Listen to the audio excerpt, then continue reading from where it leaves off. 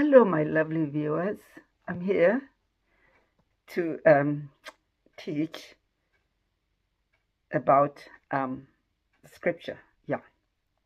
So kindly can grab a cup of coffee, maybe tea or something, and just give me like 15 minutes of your time as we go through it. I'm not going to preach, I'm actually teaching, giving you the basic of this scripture so that when you have time, you can go in and maybe read it at your own good time and pace.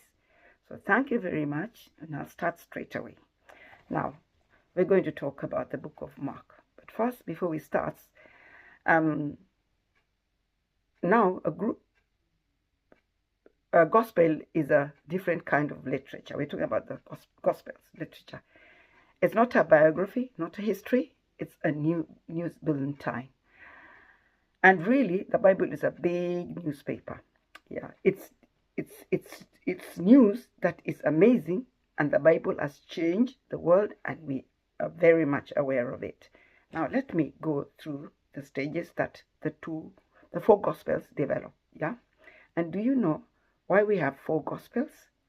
One reason is when a famous person has died, the interest is in that person developing through three stages. Now, the first stage, almost immediately, somebody will write an account of what the person had done during his lifetime. And we'll find an obituary notes in the newspaper of what that dead person did.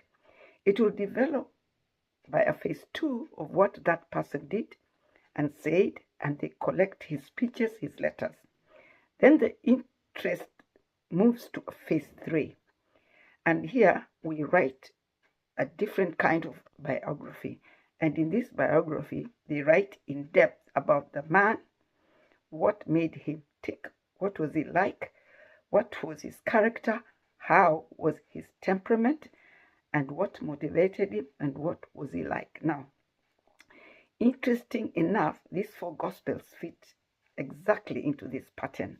The first Gospel to be written is Mark's Gospel. And Mark tells us in his Gospel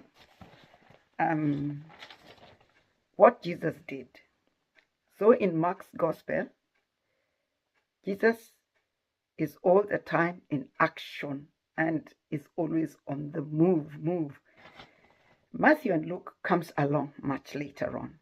John was the last of the lot. He was interested in the person of Jesus